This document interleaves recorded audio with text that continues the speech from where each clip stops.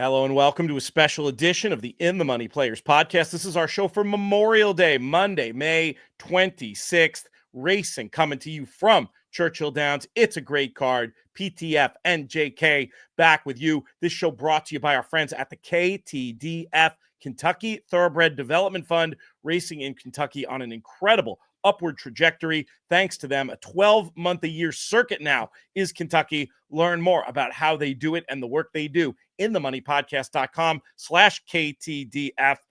JK, let's dive right in. We're going to look at this pick 5 on Monday. We kick off with maiden claimers going 6 furlongs on the dirt. What numbers will be on your tickets? Race 5. Got it. No, I got it. I'm going to use, what is this? I'm such an idiot sometimes. I circle the name on my PDF, so sometimes I can't read the name. Mink Stole, is that what we're doing? Yeah, Mink Stole. That's my top pick too. Has had chances, but boy, against this hungry field, doesn't Mink Stole make the most sense? Yeah, it's very simple for me. This horse is 0 for 11, but not in one of those starts has been less than 5-2. The horse has just been running above her head, excuse me. Now she found her friends. I think she'll be tough. She'll be my A horse. I'll use Melly's Birkin and Violence Or as B types. So that's the 7 on top and the 3 and the 5 as backups.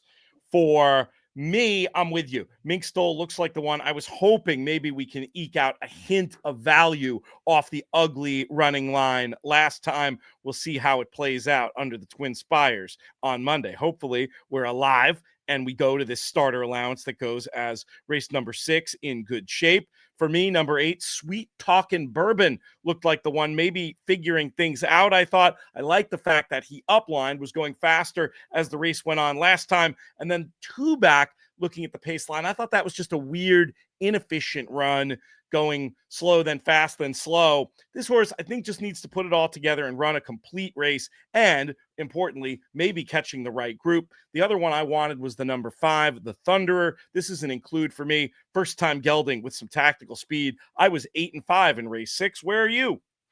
I mean, honestly, I would try to talk in circles about how I feel differently, but those are the same 2 horses I had as A's.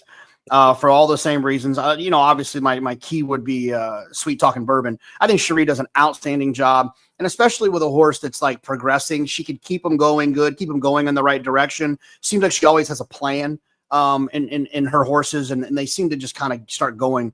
And they start going, they keep going. So I'll use that one as the key A, but I'll also use the Thunderer. And then Copper Missile I wanted to have as a B horse, just one that since getting to the dirt, ran well last time on the dirt, been on the synthetic and turf recently. I thought ran well enough with a win, going 9 furlongs, and wasn't the toughest races in terms of like the pace and all that stuff. But I do think the horse will run well enough to be considered as a B type.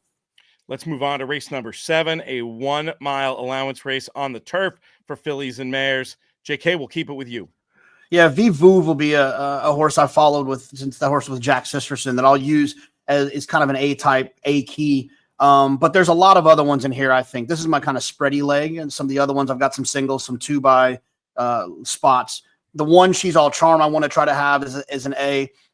Summer in Tahoe, I'd like to also have as an A. Mo Fox Given, I cannot believe that name got by the Jockey Club, but it's very good. That would be an A for me too. And then Pharaoh's Wine, I'd try to use as an A as well. And, I would encourage you, if you're wanting to have a smaller ticket, is to kind of work through some of those, potentially move them back as Bs. The ones that I would move back as Bs for budget concerns would be maybe like the 1, She's All Charm, or the 3, Summer in Tahoe. But I'd like to have the others as A's. All right, so 1 and 3 on the backup line, and we're going to call it 4, 5, and 9 on the A line. That sound about right? Yeah, that works. And I'm with you on 2 of the A's. Vouv lately has been a little bit of a nibbler, lots of seconds and thirds, but I think she may be ready to break back through. For one thing, the Sharp Barn going very well right now. Just missed a nose last time and should get a similar closer-friendly setup. Mo Fox Given, that is a funny name. Obvious credentials after facing tougher on ground that was probably a little softer than what she prefers. I was going to try to get out 4 and 5. I'll take another look at your backup runners as well as we move on to graded stakes action here on Memorial Day Monday at Churchill Downs. The grade 3 winning colors. JK, who's your idea of the winner? It's one of those funny races where you start at the bottom, look at the top of the past performances, and this is exactly what happened to me. I go, ooh, Bright Work's in here. I love Bright Work. I think she's really good. I think she's like, kind of like Ways and Means light. I think she's a talented horse, had a great 3-year-old year. Ooh, this is going to be fun. I'm going to bet her. I don't care who else is in here. Then I got to Hope Road, and I was like, ooh, Hope Road. Damn. Sorry, Bright Work. Hope Road, cutting back. Baffert. This horse ran extremely well last time, getting around one turn. She's going to be tough in here. Ooh, Too Sharp. I love Too Sharp. So I'm gonna single. I'm not single A. Excuse me. I'm going to press A. Too Sharp. I just think that she's drawn well. She's going to be a little bit more value because they're going to overbet Baffert, and I think she's extremely talented. I mean, her race and her second career start at Saratoga was one of the most brilliant performances we saw at Saratoga last year, and I think Phil Bauer obviously does an outstanding job. Hope Road also uses an A horse, but I think there's going to be a little bit of a value situation there. When Baffert gets out of town, and people they have a hard time not betting on his horses. And then I'll use Bright Work as a backup B horse, but I'll use those two as A's. Yeah, this is a funny sequence. It's going to be either really good or really bad day for us here on this Churchill card on Monday because, once again, lockstep. I did put the 7 on top, Hope Road, thinking the slight turn back in distance might suit. Second run off the bench. And this is also just a significant drop in class, even though there are some nice runners in here. But I also love Too Sharp. I mean, you made a great case already. If this one's improved at all from 3 to 4, and it does look like there are some good-looking works on display here, I was actually going to you could talk me, if we were doing a group ticket or something, you could talk me into including Bright Work. I was once a fan too. I just, with the big layoffs, with this level of competition, I thought the value this time around might be in opposing 7 and 9 for me against Bright Work. But again, obviously a logical one. I'm not going to arm wrestle over it. I'd just as soon throw in as a backup and wouldn't discourage anyone from doing the same. Let's get to the one quick point I'll make about Bright Work is that we don't quite know who she's going to turn into as a 4-year-old. That's the one thing I would say. And now the same could be said about Too Sharp, which is why I picked her. But if you can close your eyes and have an imagination about Bright Work jumping up and really improving, she's right there with these other 2 fillies. Yeah, and the work tab is good. I haven't seen a workout report, but just looking at the work tab, it definitely works. It's a fascinating race. It's a nice little grade 3. I mean, am I wrong in saying this could definitely produce a divisional player for Breeders' Cup Filly and Mare Sprint if it goes right? Oh, yeah. I mean, whoever wins this race, in my opinion, likely shows up in the Grade 1 Ballerina.